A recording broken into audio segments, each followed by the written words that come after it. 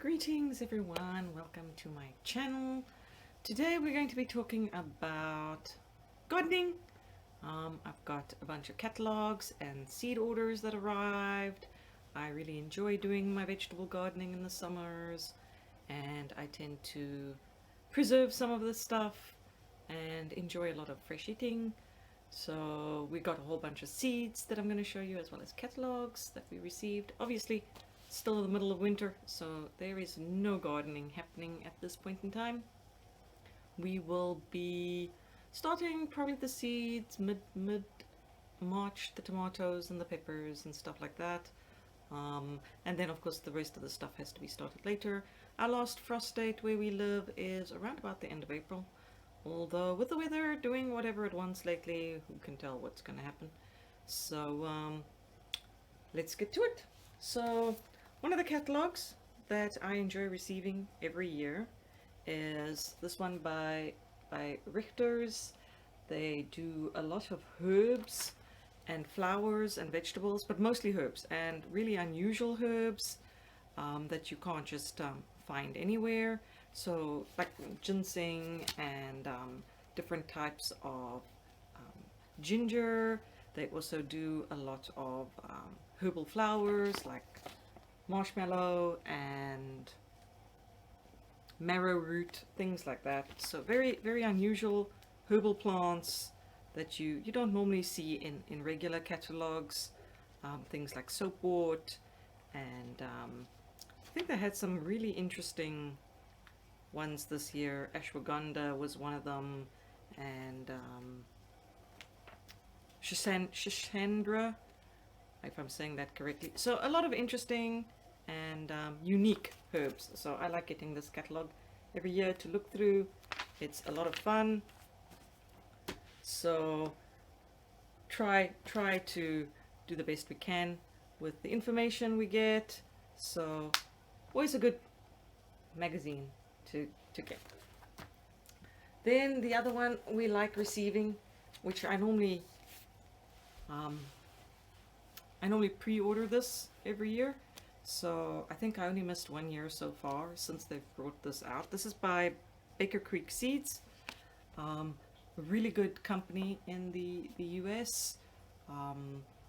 Very much heirloom, open pollinated, unique ones that you're not going to find in a regular generic catalog, all collected from various small little places in the world. So there's a lot of seed diversity, and they promote unique and interesting seeds, heritage seeds, things that you can't find anymore, very small quantities of it.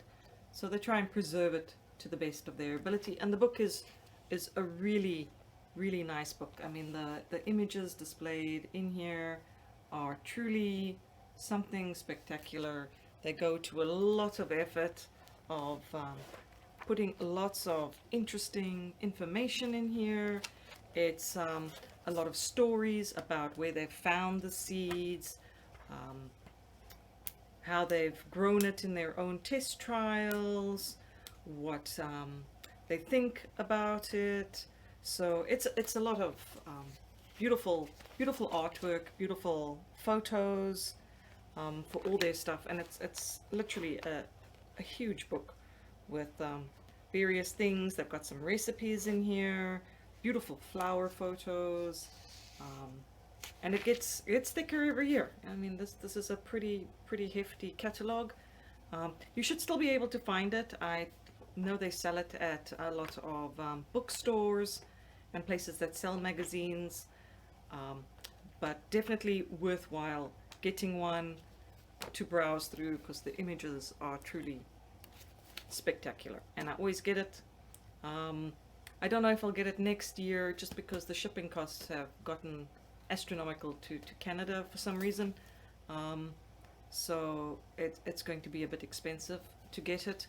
I might wait for it to show up in one of the local stores and pick it up that way, but this was the last one I was able to get for free shipping. So sad, but that is the way of the world today. So beautiful catalog. If you can get hold of one of their whole seed catalogs, I would definitely recommend it. It is a beautiful, beautiful magazine. They put a lot of work to it.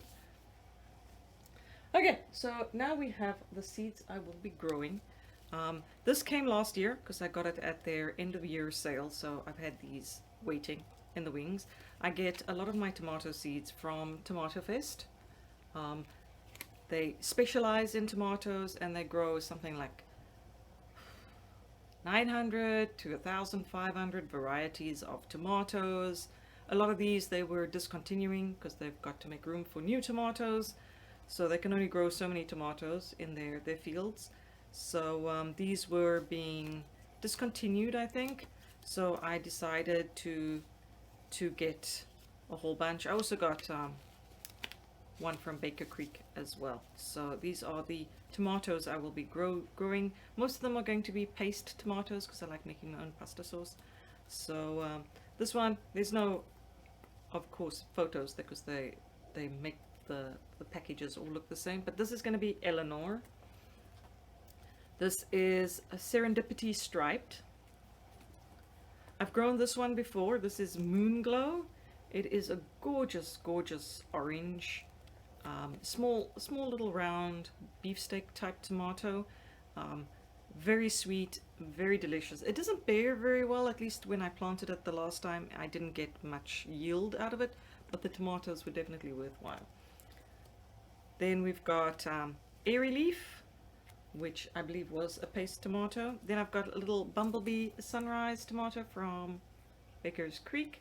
So these are tiny little cherries that are like yellow and orange striped. Then I've got Glory of Moldova. This was a bonus one I got from the company. So this is Alerian Red Plum. And this one is Grandfather's Ashlock.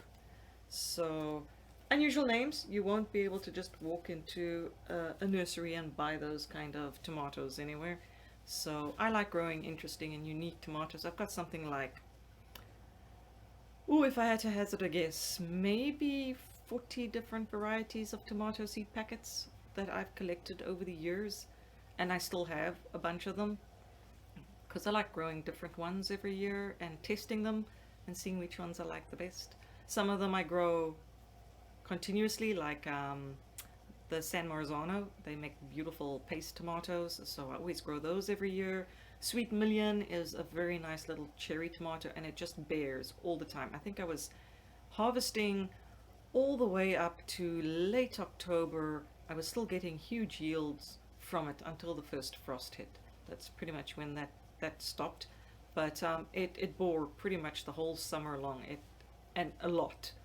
I mean, I had so many tomatoes, I was confused as to what to do with all of them. They were just that many little cherry tomatoes off one plant. It was just one plant.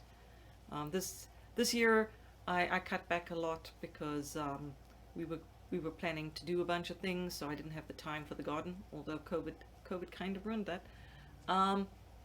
So I didn't plant that many tomatoes this year. I planted Sweet Million, and I planted Purple Bumblebee, I think it was, for the cherry tomatoes, and I planted three peppers.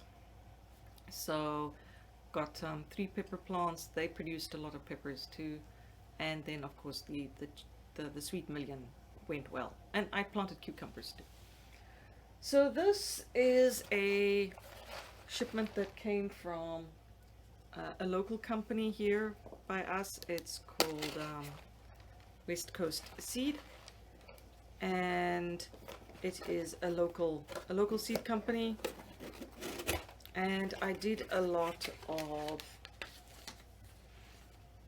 squashes from them because I'm going to be growing a lot of squash this year. I've never grown squash before because I never used to eat squash a lot, and these are summer squashes, so zucchinis and things like that. But I really got into eating a lot of squash last year. Zucchini, I love making pasta with it, zoodles, you make little like noodles out of the zucchini. So I decided, instead of keeping on buying zucchini from the stores, I would try and grow it myself. So we've got This one, which is called yellowfin. So this is a yellow zucchini squash. Then I got this one, which is called mashed potatoes. So supposedly it's supposed to have very white flesh, and it's supposed to taste like a mashed potato. So we'll have to see if it's a good mashed potato substitute. I'll let you know if I ever get any fruit from there. Then I've got cue ball, which is tiny little round ones that you can stuff. Then I got honey boat, which is a very sweet squash. And then I got some Maasai bush beans for some green beans. So that all came from West Coast Seeds. I've still got some coming from Bessie's. They haven't arrived just yet. Mostly cucumbers. I'm trying to find the perfect cucumber. I really like English cucumbers, but for some reason you can't seem to buy seeds very easily of English cucumbers anywhere. I do like the Boston pickling cucumber for making pickles, but still haven't found a good slicing cucumber. I mean, I've grown Market More 76, I've grown cucamelons, which are tiny little cucumbers that look like little miniature watermelons. Super cute. And they make really good quick pickles, but I haven't found a really good slicing cucumber that I enjoy. Either it's got a lot of seed in the middle, so it makes it very watery.